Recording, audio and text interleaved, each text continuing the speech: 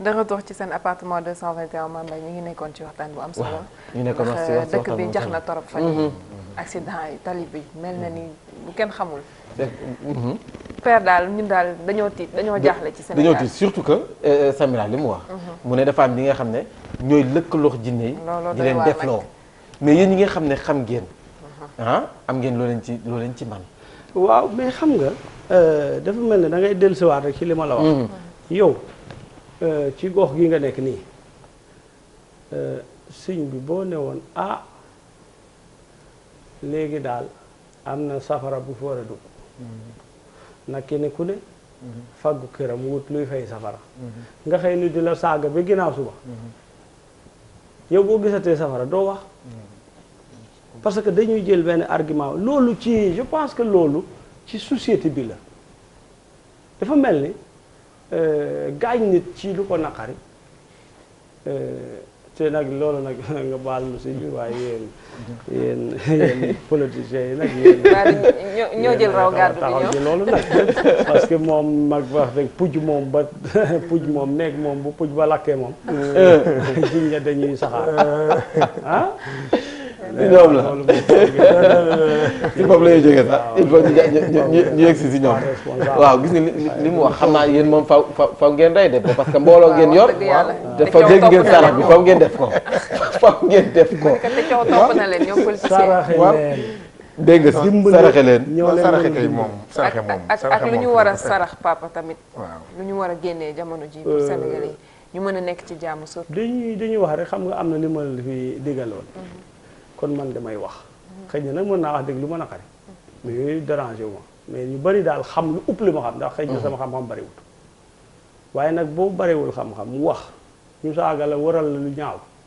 ba boobaa borom xam-xam bu fees dël day toog rek dootu nangoo wax parce que ñun ñuy taxaw ci plateau yi am na ñu ñu sut fuuf waaye sax dañuy rus a taxaw sax pour wax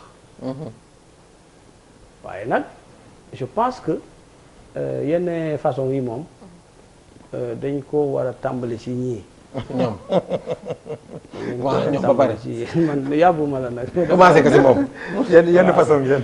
waaw ndaxte xam naa ne moom dëgg. non non yow baaxee ñu rek yow tey consultant nga pour ñun parce que man jàng naa fi lu bari. yaa yéen xam nga yéen léeg-léeg nga gis kenn taxaw fi teg kaamil bi ne fen baaw. waaw. waat wax lu ne. te nga wax ay wax xam ne yow ñi la wër moom dañuy xam ne rek amuñu leneen lu ñu wax rek. moo tax ñu waaye ku tëj sa néeg moom tëj sa biir lal moom balaa nga koy fay moom xam nga ne yow yaay kan. jeex na kenn du ma wax fii dinaa diw mooy diw nag loolu moom du ma ko def. jeex na dinañ ñëwaat ci moom Samira. ñi dañoo dëgmal bés. ngeen jégal ma daal. non saraxe sax dafa baax. dafa baax ñoom dañoo dëgmal bés mu di le 13. le 13 ngeen wootewaat benn dafa mel da ngeen changé stratégie fu mu ne nii. da ngeen bëgg a jël xeeb yóbbu ko biti réew. waaw non bitim réew bi sax de toute façon yàgg nañ ci bokk yàgg nañ ci bokk que ça soit muy France muy Angleterre muy États-Unis partout. Même en Afrique xeex bi moom fépp la woon. et pour wan la rek ne la ñooñu sax ils sont en avance sur ñun gis nga ñooñu bu ñu xëyee réewu jàmbur lañ nekk di manifester mais tubaab yi ñoo leen di encadrer ñu manifester wax li leen naqare ñu dellu seen i kër. ay Sénégalais ñoo nekk à l'étranger am loolu ñun suñu réew bi ñu juddoo yaroo fi màggee fi mënuñu am loolu loolu rek déjà ça pose problème. ñu fas yéene nag le 13 ñu génnaat li tax ñuy génnaat mooy ne dossier bi fa mu nekkoon bougé wul. am nañ conclusion yi génn. conclusion yi ña nga xam ne ñoo ko fabriqué ñooñu la engagé mais ñun suñu objectif de départ gisuñu dara ci dossier bi loo xam ni. benn objectif am na ko ci dañ ne woon dañu bëgg a transparence ci alalu réew mi dañ ne woon képp koo xam ne tudd nañ la ci luubal nañ la yóbbu justice dañ ne woon lépp alal suñu alal boo xam ne dañ ko jëfa génn dëkk bi ñu jaay ko n'importe comment nañ ko indiwaat gisuñu dara lu avancé au contraire dafa empiré wu looloo tax buum bi du ma ne dañ koy delloo ca boy ba parce que mosu faa jógee mais dañuy continuer ci liñ nekkoon le 13 woo nañu Sénégalais yépp fii ak à l'étranger fu waaye nekk na nga génn nga manifester exiger à ce que li ñu bëgg suñu alalu réew mu leer waxuñu leneen lu dul loolu. fer bu Falémé bi. waaw fer bu Falémé bi. waaw noonu fer bu Falémé bi noonu lañ ko jàngatee coow li nga xam ne Ousmane Sonko c'est que nag Ousmane Sonko man dafa mel ni. gars yi duñ ko critiquer de. moo ma jaaxal nag. xam nga sànq ñu si doon wax dafa am yéen parce que bu ñu demee ba. avant bu dul sax coow pétrole bi xam nga andi woon na fi coow 94 milliards. waaw ñu oo ko assemblée nationale commission d'enquête bi. mu ne demul. waaw uyu jiwul. waaw te moom moo andi coow li. lu tax yéen waa aar li ñu bokk. critiqué wu leen ko pour mu dem wuyu ji. waaw xam nga nag xam nga. da nga ndax politique de. non waaw xam nga sama gars yi Ousmane Sonko xam nga Ousmane Sonko acteur politique la. acteur politique la bu indi lu bees. ci politique c'est-à-dire que gis loo xam ni dafa xalaat ne jaarul yoon mu ne nañ ko leeral xam nga coowal 94 milliards yi dafa leer parce que yow Mame Mbaye munoo xëy ne am naa ci Abbas Fall mii benn tuuma damay dem ca procureur bi ne ko Abbas def na lii ak lii ak lii te fekk man def ma dara sañoo loolu xalaatoo ko. xalaatoo ko waaye Ousmane Sonko dem ba ci procureur ki nga xam ni c'est le chef des poursuites mooy topp ñi nga xam ni defuñu yoon mu ne leen yor naa ay kayit yu leer naññ yuy wone ni alalu réew mi toll na ci 94 milliards yoo xam ne ñu ngi koy luubal. mu ne procureur bi wooma loolu nag ku ko def nag. mais moom député ci la réew mu mel ni Sénégal nga xam ni opposant politique waaw mais dafa nag non xam nga député la. xam nga commission d'enquête lu parlementaire la mooy njariñam. waaw mais yoon dafa am lu mu wax dossier bu demee ci procureur moo ëpp doole dossier bi dem assemblée nationale loolu tax moom jàng na yoon xam na yoon. dem na ci procureur ça prime sur une commission parlementaire qui n'a aucun caractère juridique. commission bi xam nga lu muy wax dëgg la wala du dëgg mais commission nag boo xam ne ña fa nekk ñàpp waa APR lañu ci koo xam ni député bi buy wax ñoo ñëpp génn ci biti ñooñu xalaat nga ñu génne benn conclusion boo xam ni mais am na sérieux non procureur lañ ko jox nañ dem ci procureur. c'est que nii nag loolu dafa leer. seen xeex dafa métti parce que commission d'enquête bi. bu appel à témoin bi ne ngeen faalew leen ko. commission d'enquête bu parlementaire bi lu mu wax ngeen ne faalew leen ko. non man ñun ànd nañu bokk ñun ànd nañu bokk si yoon nekkul ci 94 milliards yi c'est que da nga ma ci kii. waaw ma wax leen sama gis-gis ok mais man li ma gëm mooy pour ñu setal loolu man ba ma doon ki nga xam ne moom la accusé yow de bis boo xëyee accusé ma te defuma ko du ma teg 24 heures te porté wu ma la plainte te ka mu accusé la mu waxoon après élection yi dinaa porté plainte élection yi jeex mu ne commission parlementaire seetal na ma avocat am taxaw ci télé yi loolu mu wax ko ne dans 48 heures nañu porté plainte ça fait une semaine porté wuñu plainte. baal Maître El Hadji Diouf de. non kooku boo duggee si ay mbiram. non Maître El Hadji Diouf sax xam nga yaa ko tudd man avocat rek laa wax. Maître El Hadji Diouf de. mais Maître El Hadji Diouf moom vraiment du ma ko tudd parce que voilà il amuse la galerie quoi. donc beneen affaire ñu ñëwaat ci donc. seen kii bi. donc marche boobu.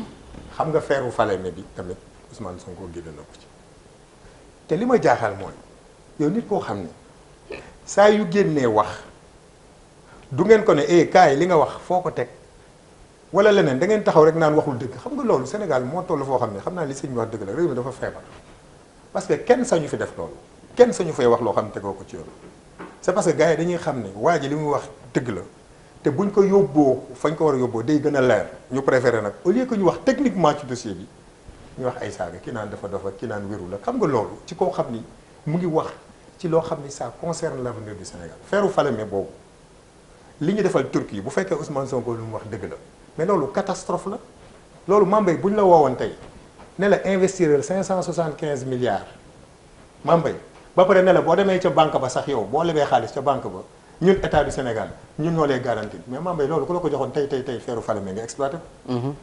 état bi mu ne moo lay garantir sa prêt c'est-à-dire que boo fayul ñun état bi ñooy fay.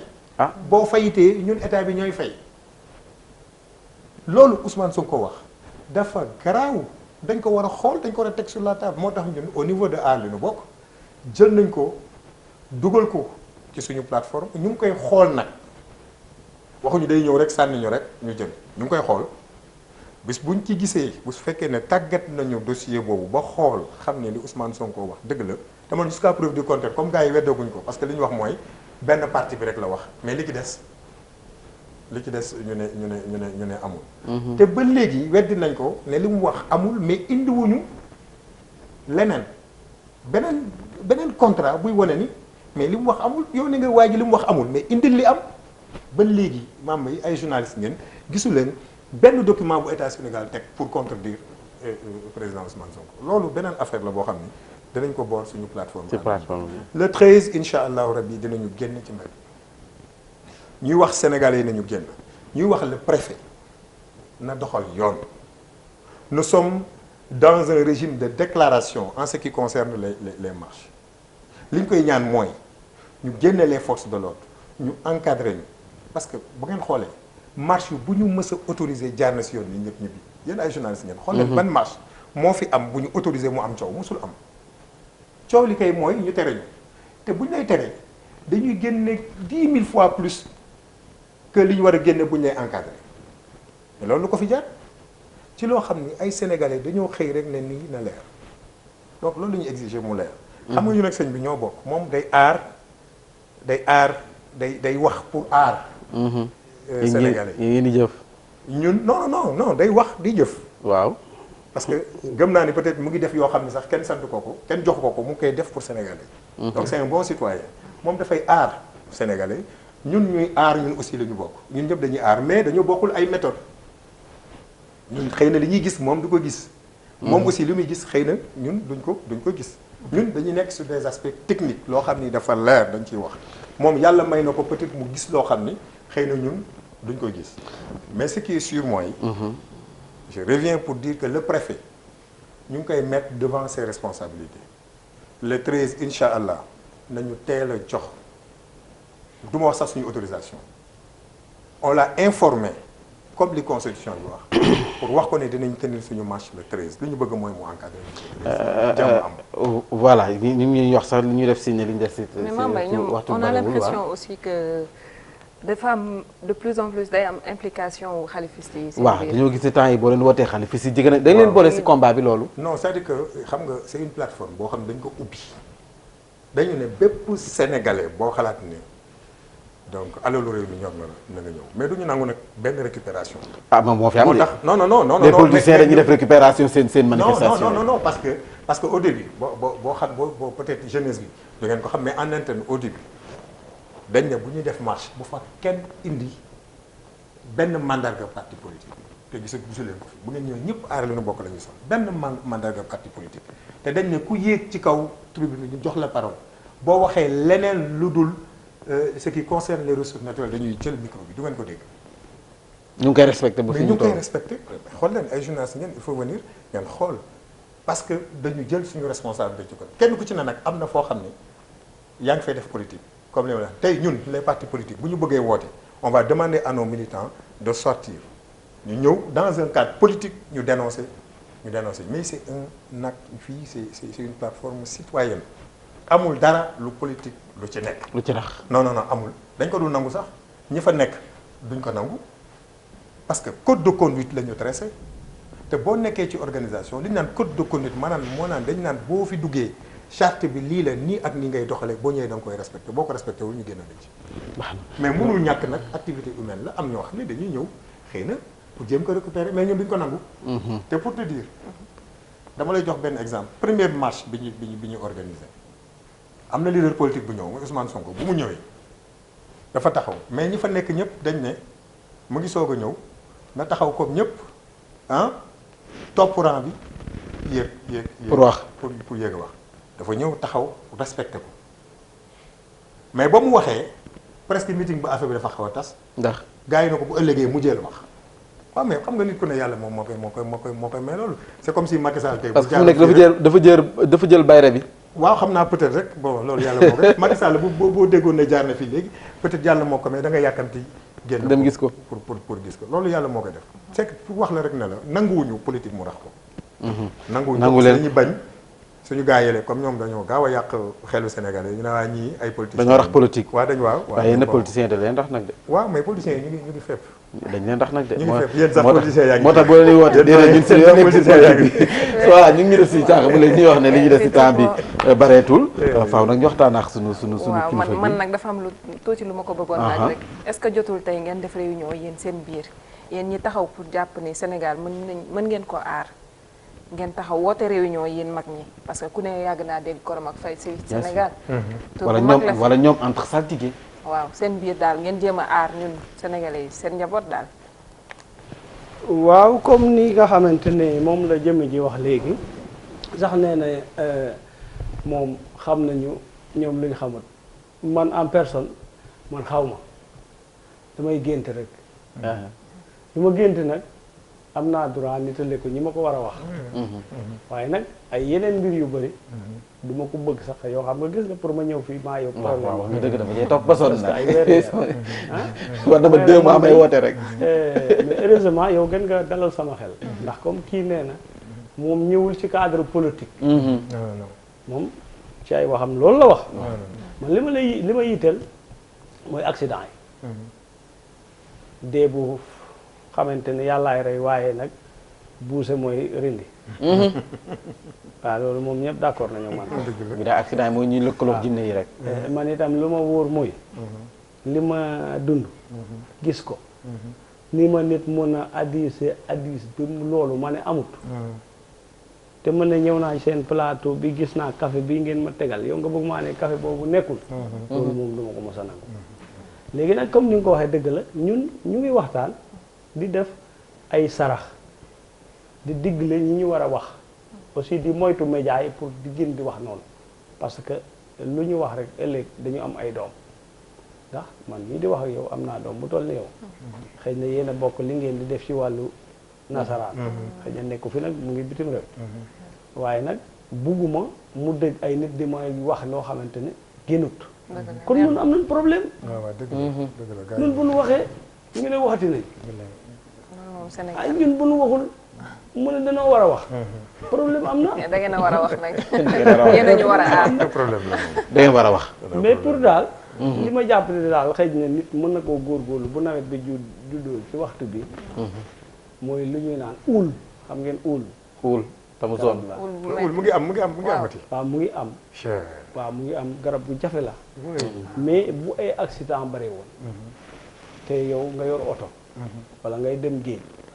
da ngay wut uul. boo amul bant bi. nga am doom bi ci boppam. nga dugal ko ci sa oto. boole ko ak mbantamaare xam ngeen mbantamaare. ñëpp ko xam waaw dama koy dégg. mbantamaare. loolu moom ci xam-xam moom. bu oto di tukki sax nga dag reenu mbantamaare dugal ko ci biir du këpp. ak uul mbantamaare. waaw parce que xam-xam bi am na fi. mais ci biir xam-xam bi dañ lay soofantal. xam nga toog naa fi ci ay béréb di jël ay fetal di sex. di tóor di dóor di yàbbi di jël ay verre di lekk di won gis nañ ko. mais loolu lu intéressé en général woo nañ ma fii ba Gambie di ma tegal loolu. ay verre. waaw parce que fu mu ne nii defet bi rek lañ yàkkamte. gaa yi moom bu tiiñal jëlee yoon moom. tiiñal bi rek moom moo ñor gaa yi. loolu nit ku ñuul moo mel noonu. waaw lay topp ba nga sës. waaye nag dun la laaj lu tax lii. nga koy def ak noo koy defee. pour jëlee ci njariñ. pour jëlee ci njariñ. defet bi rek la ñuy xool faay bi rek. boo tàmbalee wax sax ñu bëri fa nga juume rek la ñuy xaar. pour tooge la te nit motul. mais loolu daal dina bokk ci luy aar. uul accident. am mbantamaare. waaw ñu def ko ci boo ci am rek. gars yi dañ la war a fay sax parce que lii da nga ko baaxee. waaw bu loolu weesee aussi césar bi bari na. jigéen bu ëmb yóbbu ko hôpital ñu xar biir bi te man damay fàttaliku. ah césarienne. waaw césarienne noonu lañ ko wax. waaw césarienne waaw. dama fàttaliku noonu bu jigéen ëmboon. te waaje wasin mu toog ñaari fan. nga gis maire dañu daan woo. mu ne diw. ñëw leen ngeen waral ñu lëgg. xam nga lëgg. lëgg njomboor. waaw. ñun dañuy dem ci àll bi di wër. ñu may ñu ay 100 francs wala ay fukki dërëm. loolu boo fekkee foo ko dàqe nga tib suuf soosu jigéen di ëmb di mattu nga jël ndox moomu def ko ci kaas sotti ko ci biir barke sama baay doo def 30 minutes doom bi ñëwut.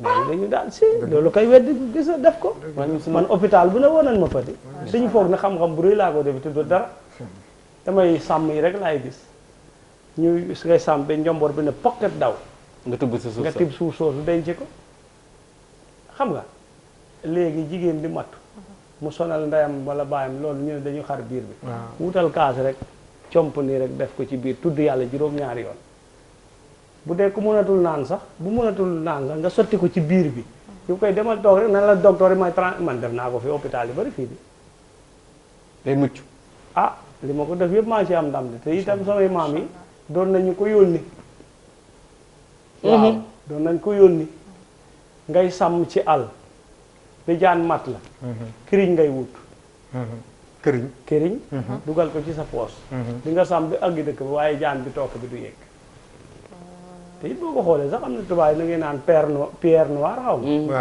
waaw mais ñun këriñ rek lañ ko moom lay jël def ci poos bi loolu yëpp ci ay xam-xam la mais nag lii may wax ni nit mën na koo ñàkkal fayda parce que àdduna tolluwaay la rek waaw jërë ngeen jëf te dafay nekk si à notre portée li mu wax nii yëpp waaw xam nga li mu wax nii et c'est pas cher ni mu ko waxee waxtaan bi neex na torop nag waaye nag ñu ngi def signe bu yàgg ne nañ temps bi jeex na bu yàgg xam nga ñu nax ñoom nii lañ dëkkee dañ bàyyi joxe ñu tàggatoo joxe wàlla message bi nga xam ne moom mooy message bu mujj bi lan ngay baaxee sénégalais yi bon li may baaxee Sénégal yi daal mooy li ma leen di ñaan d'abord ñu déggu te jubal buñ déggoo jubal di am njort yu rafet ci sunuy morom njiit yi ñoom it